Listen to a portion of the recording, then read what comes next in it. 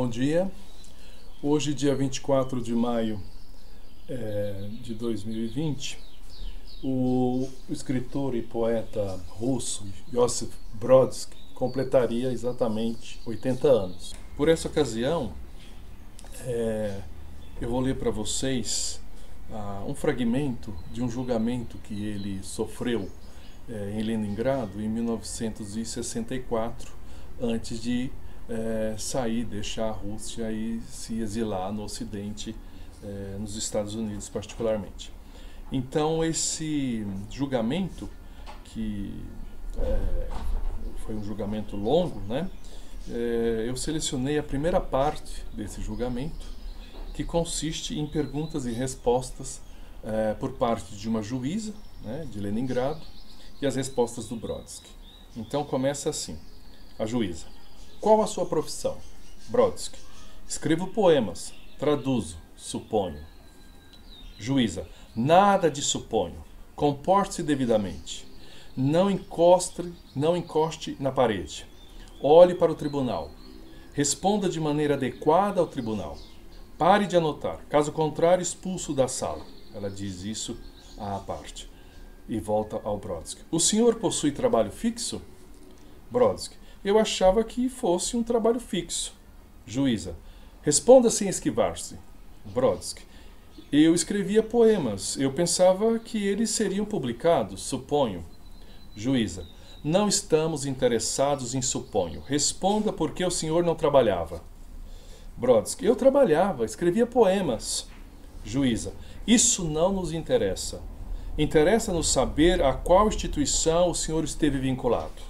Brodsky: eu tinha contratos com uma editora. Juíza: assim é que se responde. Os contratos eram suficientes para o seu sustento? Enumere-os. Quais? Tipo, data, valor? Brodsky: não me lembro exatamente. Todos os contratos estão com a minha advogada. Juíza: eu estou interrogando-o. Brodsky: em Moscou saíram 2 livros com minhas traduções. Juíza: qual é o seu tempo de serviço? Brodsky: aproximadamente. Juíza: não nos interessa aproximadamente. Brodsky: 5 anos. Juíza: onde o senhor trabalhou? Brodsky: numa fábrica e numa expedição geológica. Juíza: quanto tempo o senhor trabalhou nessa fábrica? Brodsky: 1 ano. Juíza: em que cargo? Brodsky: fresador. Juíza: em suma, qual é a sua especialidade? Brodsky: poeta, poeta tradutor. Juíza: e quem foi que decretou que o senhor é poeta? Quem o classificou como poeta? Brodsky: ninguém. E quem me classificou como ser humano? Juíza: e foi para isso que o senhor estudou? Brodsky: para quê? Juíza: para ser poeta? O senhor não tentou se formar na faculdade, onde preparam, onde ensinam? Brodsky: eu não pensava que a formação propiciasse isso. Juíza: o que, então, propiciaria? Brodsky: penso que vem de Deus. Juíza: o senhor tem alguma solicitação a fazer ao tribunal? Brodsky: eu gostaria de saber por que me prenderam. Juíza: isso não é uma pergunta. Isso é uma pergunta e não uma solicitação. Brodsky: nesse caso não tenho solicitação. É isso. Hoje é 80º aniversário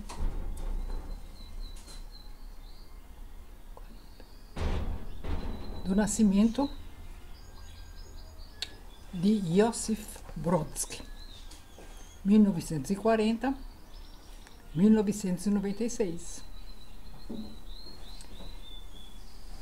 Ele, conforme se sabe, foi exilado para o Ocidente. Vamos ver então como isso se configura depois de vocês terem ouvido esse trecho do processo, né? Do processo a que ele foi submetido e que implicou uma prisão de 5 anos, só diminuída pela intercessão de Sartre, que enviou uma carta a Nicoyan em nome de todos os intelectuais ocidentais. Mesmo assim, depois de ele terminar o período de prisão, ele ficou mais 7 anos na União Soviética, até ser expulso em 1972. É em 1972 que ele dá, então, a primeira entrevista.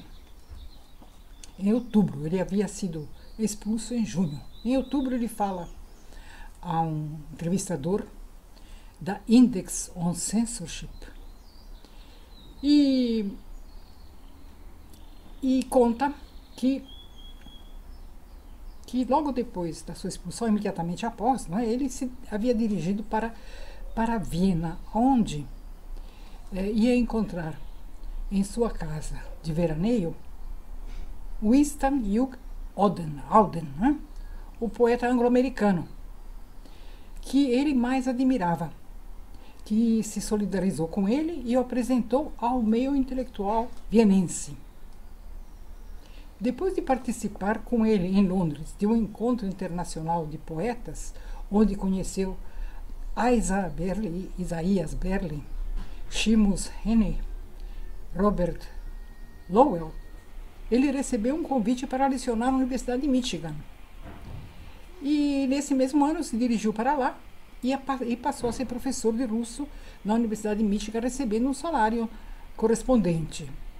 Em 1977 se naturalizou americano, dizendo: eu sou judeu, poeta russo e cidadão estadunidense.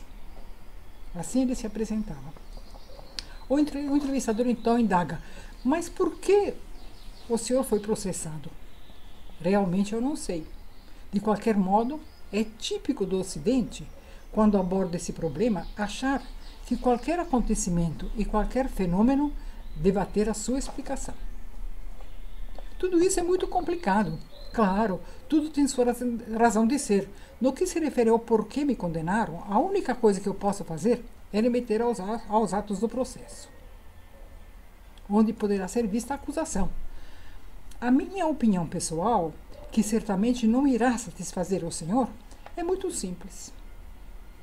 O indivíduo que começa a construir seu mundo pessoal, independente, mais cedo ou mais tarde, acaba se tornando um corpo estranho para a sociedade, acaba se tornando objeto de todo tipo de distanciamento, achatamento, pressão. Bom, como é que então o senhor foi solto tão rapidamente? Bom, na época eu não sabia, né? Brodsky havia sido condenado a 5 anos de trabalho forçado e em seguida reduzidos a cerca de 1 ano. Tá? Ehrenburg havia insistido com Sartre que escrevesse para Mikoyan, e foi isso que aconteceu. Pouco depois, Brodsky foi perdoado. Pergunta seguinte: qual é a utilidade dos seus assim chamados versos? Essa pergunta, sintomaticamente assintosa, é repetidamente formulada pela juíza encarregada do processo de Leningrado, que foi realizado em 64 e do qual vocês ouviram um trecho. E essa parte que vocês ouviram foi permitido à jornalista presente estenografar. Brodsky, na época, tinha 24 anos e era acusado de parasitismo social. As respostas com que o poeta tentou de defender-se na ocasião, e que haveriam de tornar-se pressupostos teóricos de sua obra, foram reelaborados mais de 20 anos mais tarde, vindo a constituir uma síntese de interessantes reflexões sobre a arte, entre outras, na coletânea de ensaios Menos do que Um. Existe um livro, então, traduzido para português, que se chama Menos do que Um, e eu recomendo muito. Ele foi publicado em 1994, e ele tem uma série de textos em prosa, naturalmente, escritos pelo próprio Brodsky, onde ele vai desde a infância até 96, não, praticamente o ano da sua morte, onde faz um retrospecto e, ao mesmo tempo, expõe as suas ideias muito interessantes sobre, não apenas sobre o que lhe ocorreu, mas sobre literatura em geral, a importância da arte, a importância da poesia. E eu retirei alguns trechos para vocês ouvirem. Então, Ele, conforme você sabe, ele ganhou o prêmio Nobel, não é? Em 1987. Tá? Nesse livro, então, Menos do que um, Brodsky, como que desenvolve a defesa que não lhe foi permitido apresentar no processo, quando era repetidamente acusado de não pertencer a nenhum círculo e de não trabalhar para o progresso da coletividade. O que a arte ensina, se é que a arte ensina alguma coisa, ao artista, em primeiro lugar, diz ele, é a privacidade da condição humana. Sendo o mais antigo e o mais literal dos empreendimentos humanos, o fazer artístico, tanto em termos de criação como em termos de fruição, infunde ao criador e ao fruidor um sentido de unicidade, de individualidade, que o destaca do sócio, do coletivo, tornando-o autônomo.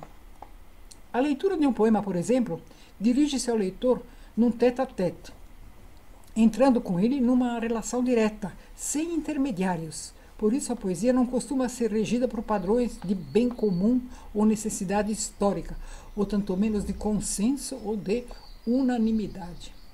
A essa unicidade somos preparados geneticamente, e a tarefa de cada um consiste em dar conta da própria vida, em termos de presente, de uma maneira não imposta nem prescrita por ninguém, em termos de passado que estaria sobrestando a esse presente. Da mesma forma, a língua e, consequentemente, a literatura, que são as mais antigas, as mais inevitáveis e as mais duráveis de quaisquer organizações humanas, quando manifestam ironia, indiferença ou dissenso em relação ao Estado, representam o permanente, contra o temporário ou finito.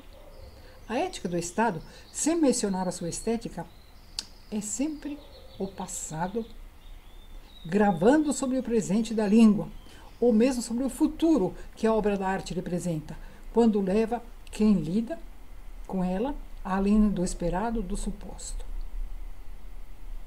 Um dos méritos da literatura é tornar o tempo da existência quase específico.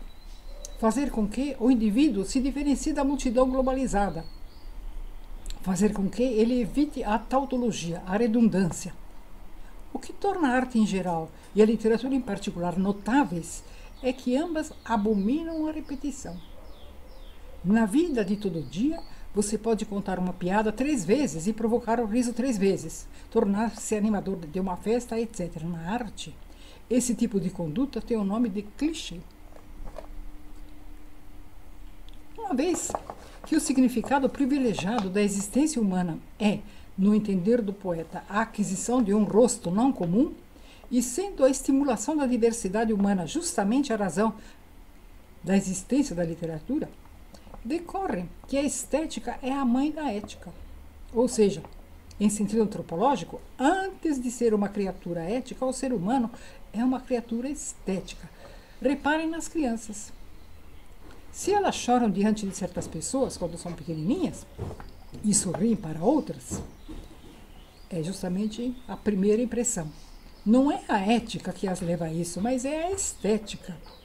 E ainda mais especificamente, se aquilo que nos diferencia dos outros animais é a palavra, e sendo o poeta o instrumento de que se serve a língua para existir e renovar-se, a poesia, enquanto realização suprema da palavra, é o objetivo privilegiado de nossa espécie. Se a poeticidade é o que faz sobreviver uma obra de arte, a poeticidade é a ética da linguagem. Uma arte como a música, por outro lado, pode admitir um ouvinte passivo, ou outro que a interprete, enquanto que a poesia, sendo desesperadoramente semântica, admite tão somente este último, ou seja, o fruidor que a interpreta. Com isso, dá-se uma equiparação entre a consciência do autor e a consciência do fruidor. Fato que, mais cedo ou mais tarde, no dizer de Brodsky, acaba condicionando a conduta do indivíduo. Quanto mais rica for a experiência estética, tanto mais segura será a escolha moral. E tanto mais livre será o homem. Daí o famoso dito de Dostoiévski, de que a beleza salvará o mundo.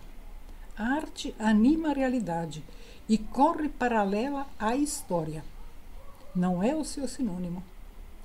É a maneira pela qual a arte existe.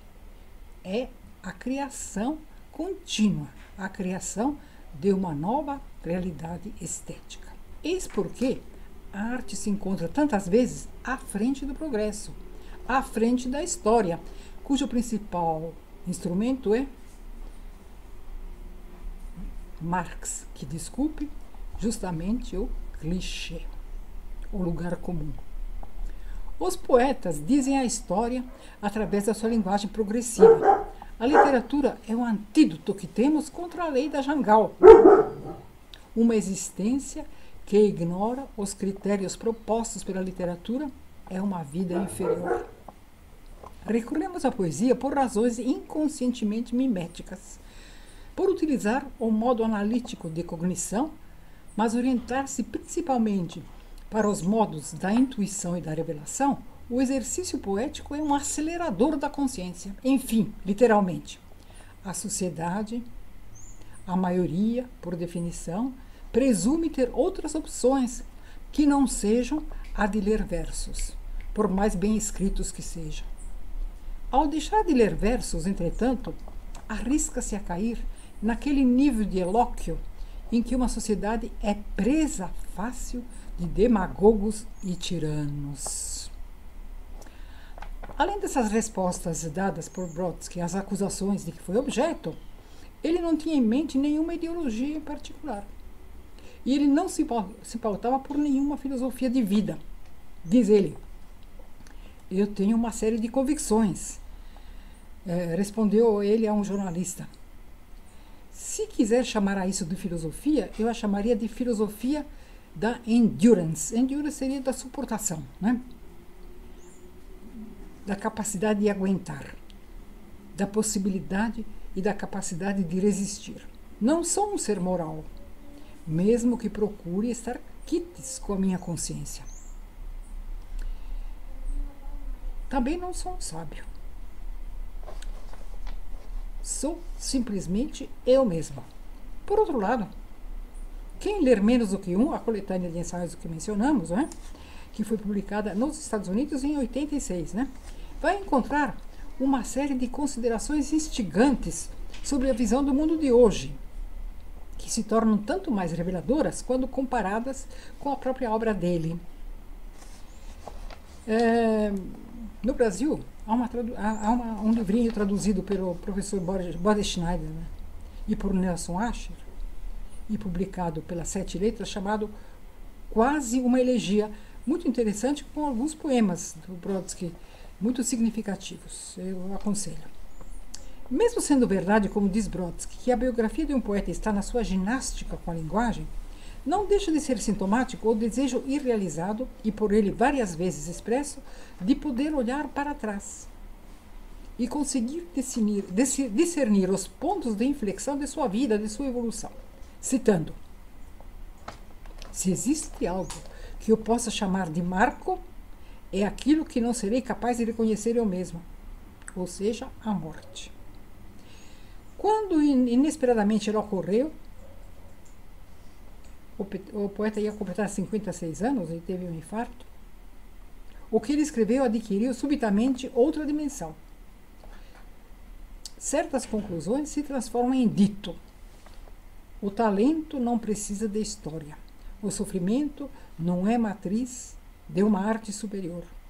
O amor ocupa mais lugar na mente do que no leito. Há certas divagações de Brodsky que se condensam em aforismos, como, por exemplo, o que deu origem ao título do referido livro de ensaios no âmbito da escritura, onde, contrariamente a outros domínios, tudo que se acumula é incerteza.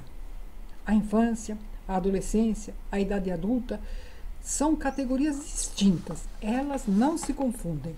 A insatisfação de um menino com o controle dos pais e o pânico de um homem adulto diante de uma responsabilidade são da mesma natureza. Não se é nenhum e nem outro dessas personagens. S, talvez, menos do que um. É o título do livro. Por isso mesmo ele não acredita que todas as chaves do caráter devam ser buscadas na infância.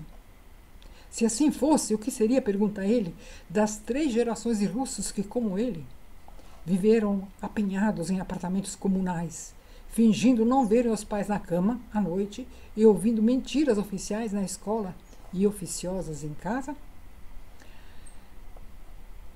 A quasidade da verdade levou, entretanto, muitos a se adaptarem àquilo que ele considera, até a perestroika ao menos, o traço mais marcantes do leste europeu, como um todo, a ambivalência que ele condenava, e cujos efeitos resumia no verso tomado emprestado de Auden: They lost their pride and died as men before their bodies died. Eles perderam seu orgulho e morreram, enquanto homens, antes que seus corpos morressem. Para ele, obviamente, o efeito foi oposto. Conforme é sabido, o jovem Brodsky escolheu o caminho da recusa. Com 15 anos abandonou a escola e, após várias peripécias, entre as quais consta sua prática como operário numa obsoleta fábrica de canhões e seu estado como aprendiz no obitório do hospital, que ficava ao lado da maior prisão da Rússia, em Leningrado, acabou sendo exilado para o Zewa em 72, após o processo francesco de que nós já falamos. Qual era a acusação? Parasitismo social.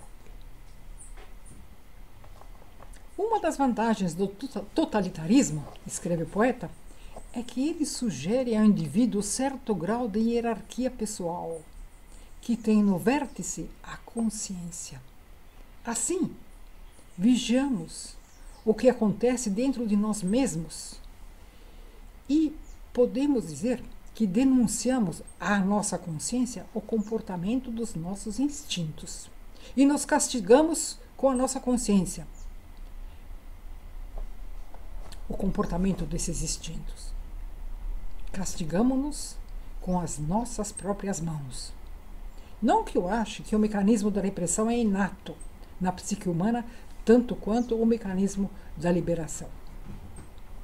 É esta consciência pessoal, cada vez mais abstraída e cada vez mais crítica da norma coletiva, que o leva a formular opiniões às vezes surpreendentes, mesmo em termos de literatura.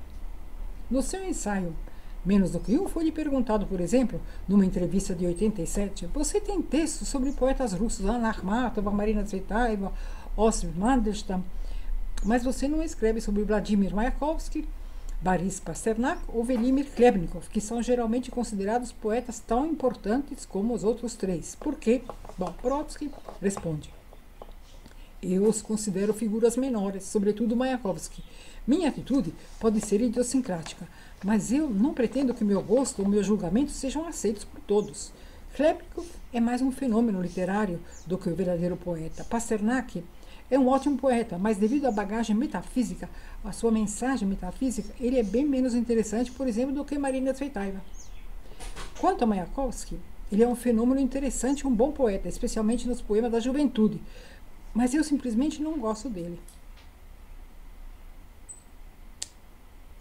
Ou então, na coletânea citada, no ensaio sobre Mandelstam, que ele apreciava sobremaneira, ele diz: o simbolismo foi sem dúvida o último grande movimento, não apenas a Rússia, só que a poesia é uma arte extremamente individualista e não aceita ismos.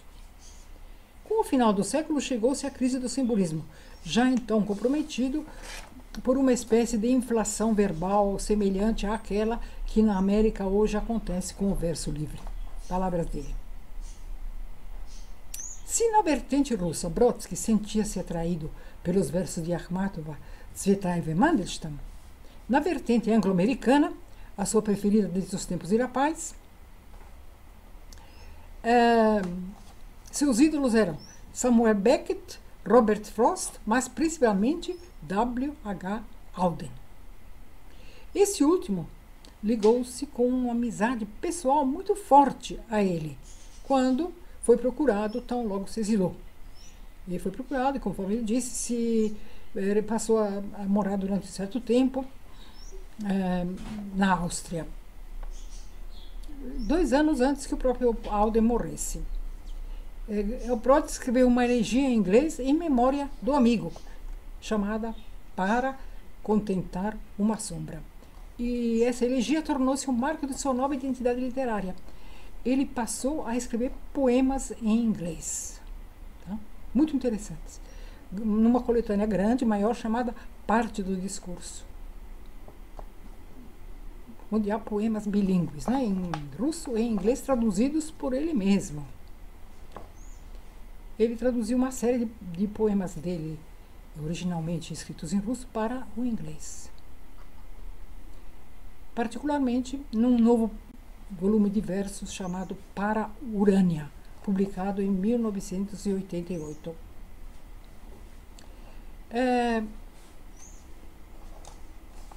Na oração fúnebre para o amigo, Brodsky realça uma série de aspectos que também são traços de sua própria poesia. O tom pacato, sem pedal, sem ênfase,